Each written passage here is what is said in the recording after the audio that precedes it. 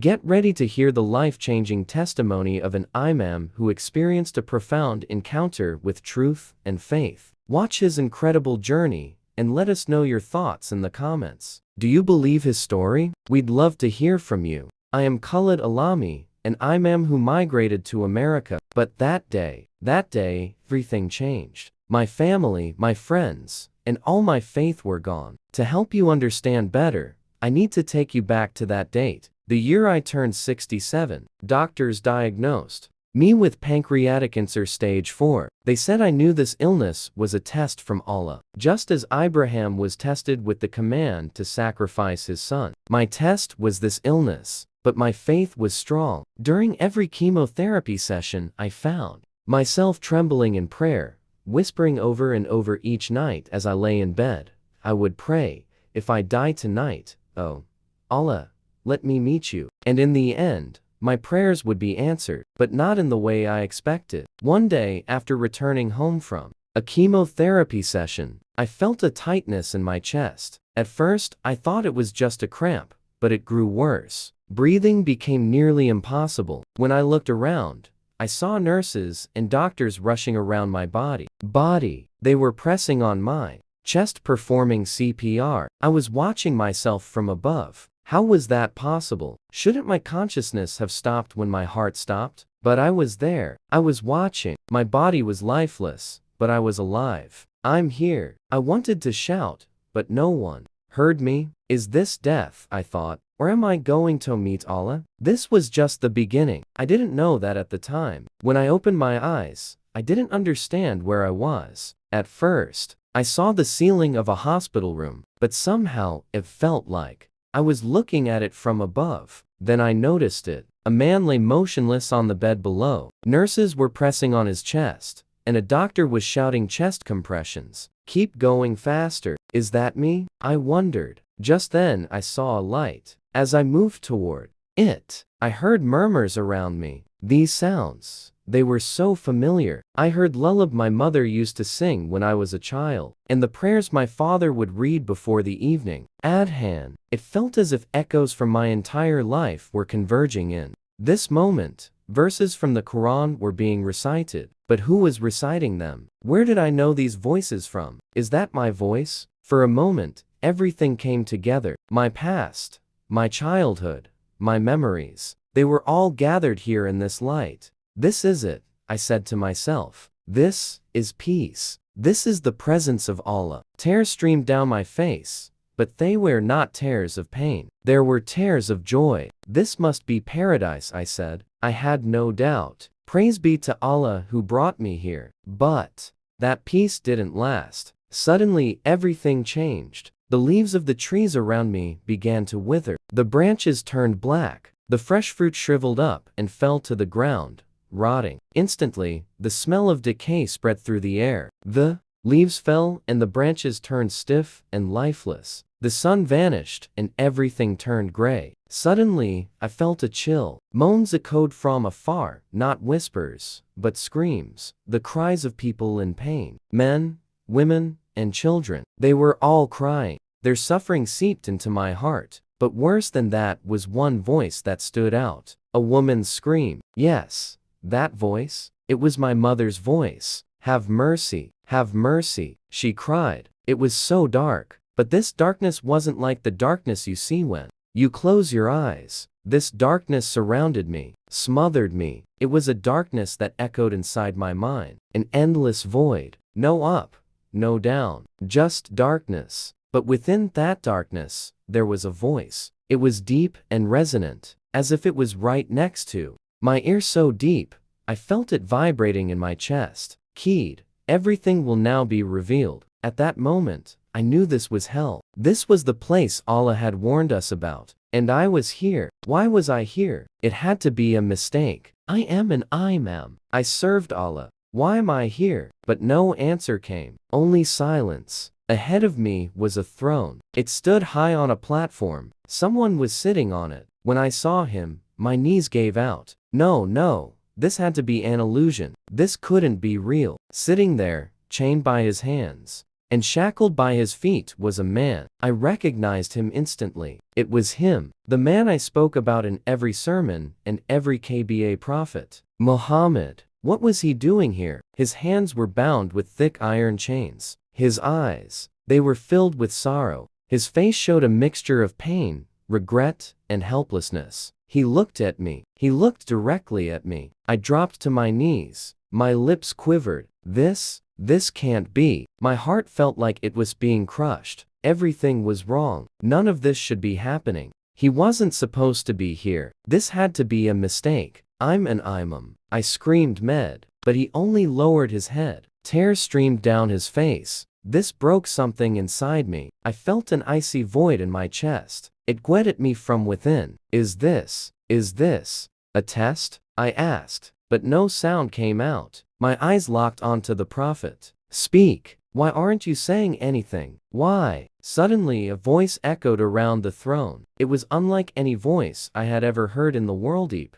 resonant, ancient. The sound pinned me to my spot. The time has come for you to know, Khalid. Everything will be revealed. I had heard this voice before. It sounded like the voice of Allah. But if this was Allah's voice, then why was it here in a place like this? Why was I here? I didn't have an answer, but I knew one thing for certain. This was hell. This was the hell I had preached about, the one Allah had promised. But why was I here? As someone who had served Allah, I shouldn't be here. I wasn't supposed to be here at that moment. I realized that everything I believed in was about to be shattered. In the stillness that followed, a book appeared before me. It fell from the sky, crashing to the ground in a cloud of dust. Everything around me trembled. My eyes fixed on the book. I knew that book. It was the Quran. What is the Quran doing here? I wondered. As I pondered the question, the book began to open on its own. The pages turned slowly, though there was no wind. It was as if invisible fingers were flipping each page, one by one. I didn't blink. This had to be a sign. It had to be an answer. At that moment, I heard a voice. This voice was deeper than anything I'd ever heard before. It was powerful enough to shake the heavens and the earth. It was so sharp it felt like it was speaking directly to my heart. Who is Allah, Khalid? Have you ever questioned that? Something broke inside me. I clutched my head in my hands. What kind of question is that? Who would ever question Allah? My heart began to race. This had to be a test. I recognized that voice. It had to be the voice of the Lord I had spoken about in my sermons. With confidence I shouted back, He is the creator of all things. He is Allah, the most merciful, the most compassionate. But the voice didn't seem to hear me. Or maybe it did, but it didn't care. How do you know? He is the creator of all things, Khalid. Have you ever truly thought about that? I froze. My face went pale with a cold sweat. I had never asked myself that question before. Who is Allah? I had never asked it. All I needed to know was that He was the creator of everything. Wasn't that enough? But the voice wanted an answer to that question. The Quran's pages began to turn faster. One by one, images began to rise from the pages. At first, they looked like a cloud of dust, but then they became clear. It was the scene of a city. I recognized it immediately. It was the Kaaba, but it wasn't the Kaaba I knew. It was surrounded by idols. People circled it with incense in their hands, praying to their gods. There were 360 idols around it, each one representing a different god. What is this? How is this possible? Isn't the Kaaba the house of Allah? Just then, the voice spoke again. This is the Kaaba before Islam. Look at the idols. Khalid, do you recognize their names? Alat, Amanat, Aluza, and one more name. These were the idols I had spoken about in my sermons. Yes. These are the gods of the age of ignorance. I know this. This must be part of the test. I reassured myself. But the voice wanted to show me something else. Where did they place Allah? Khalid, where was He? In the Kaaba? I was confused. Allah wasn't an idol. Allah is greater and above all of them, shouted. But the voice continued. But didn't people pray to Allah even before Islam? Khalid, a flash of realization struck my mind. Yes. The Arabs believed in Allah before Islam, but this Allah was the God above their other gods. That's why we said, Allah is one. Then who was that? Allah, kid. What do you mean, who? Allah is Allah, I yelled. But inside me, that unsettling doubt took hold. I had never asked that question before. Never. Another image appeared. This Timite was an older scene. It wasn't Arabia. It was another region. It was the land of Canaan. People were gathered around a temple. They held bowls of offerings and animal sacrifices gathered around an altar. I recognized the people. They were Canaanites, known for their idol worship. But when I looked closely at the large idol they were bowing to, my heart stopped. The name of that idol was Baal. My knees gave out. My eyes widened in shock. This can't be. There was an inscription carved onto Baal's body. It was written in a script that looked very similar to Arabic. One word stood out. LL. I knew that word. It was the ancient term for God. It was used in old Hebrew texts to refer to God.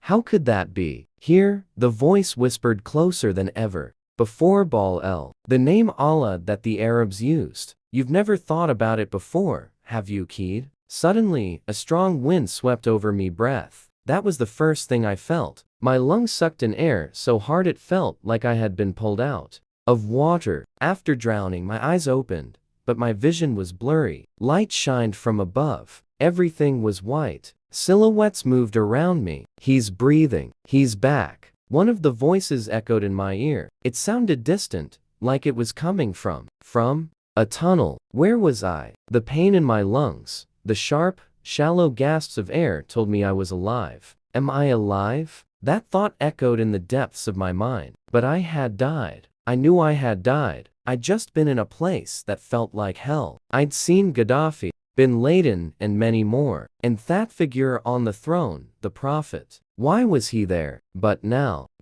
was here, back in my body, my hands, my feet, my chest. They were mine once again. But that cold feeling lingered deep inside me. The sounds around me became clearer. A nurse's face leaned in close. Her blonde hair fell to her shoulders, and her eyes stared at me with concern. You're very lucky God brought you back, she said softly. The moment I heard those words, something stabbed into my heart. My eyes locked onto hers. Which God? I asked, my voice barely a whisper. Her face changed. She looked at me with confusion, as if I had spoken nonsense. What do you mean? She asked with a smile. To her, it was a simple, meaningless phrase. But for me, in that moment, everything came crashing down like a blade slicing through my mind. My eyes wandered up to the ceiling. The blinding white light no longer gave me peace. A heavy weight settled in my heart like a stone pressing down on my soul. Which God? That question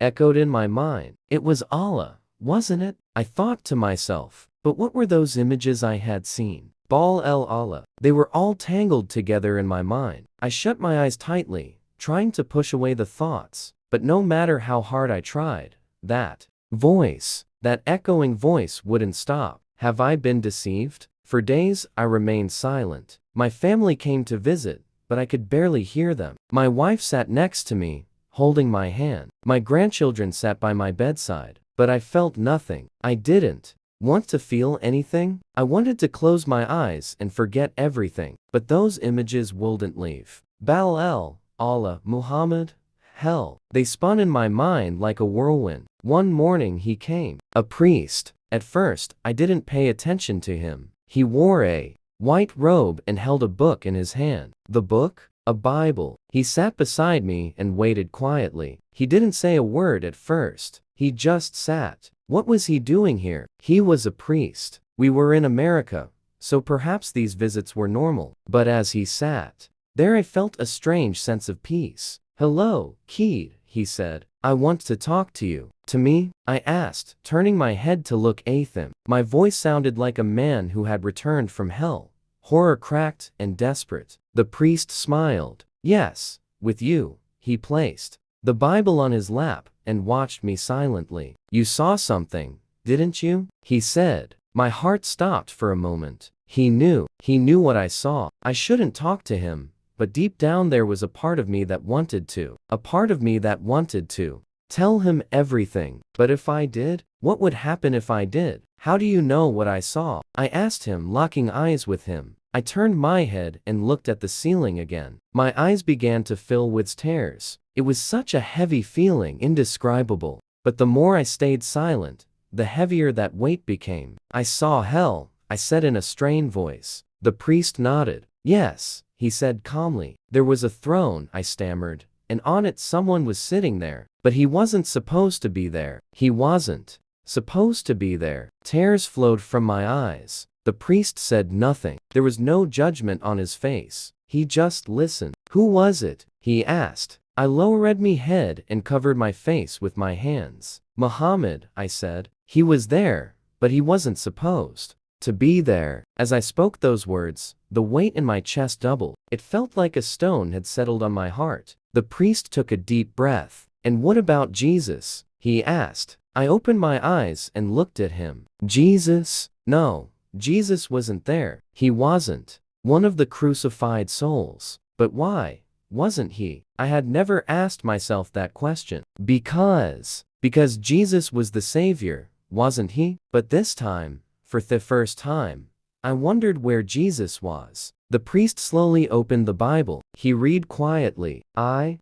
am the way, the truth, and the life. No one comes to the Father except through me. John 14:6. I had heard that verse before, but this time every word felt like a dagger to my heart. I am the way, the truth, the life. The words echoed in my mind. The priest placed his hand on my shoulder. God brought you back, kid, because he doesn't want to lose you. From that moment on, I was never the same. Something inside me had changed. Mimand became a battlefield. Was it all a lie? That question echoed in my mind every night as I tried to sleep. But that night, everything was different. I saw that throne again in my dream. The one sitting on it was the prophet once more. But this time, something was different. His chains were gone. He was watching me, and his eyes no longer wept. Slowly, he stood up. With every step he took toward me, something inside me broke. Go find the truth, he told me. This time his voice didn't echo. Every word was clear and sharp. I woke up gasping, tears poured from my eyes. I buried my face in my pillow and cried, what is the truth? Oh, Allah, where is the truth? With the first light of that morning, I made a decision. I would seek the truth. That day I went to see Father John. This time it was my choice. He slowly opened the Bible. What are you looking for, kid? He asked. The truth, I said. Tell me, John. John read this verse from the Bible. I am the way, the truth, and the life. No one comes to the Father except through me. John 14:6. The words pierce my heart like a blade. No one comes to the Father except through me. That sentence was etched into my mind. Jesus. Who was Jesus? I had never asked myself that question before, but now I had to. That night I had another dream. This time there was no one sitting on the throne. There was only a light. From that light, a figure emerged. A man in white robes. I didn't need to ask his name. I knew who he was. He walked toward me. Oh, not be afraid, he said. I am here. Those two words shook me so deeply that I woke up immediately. The next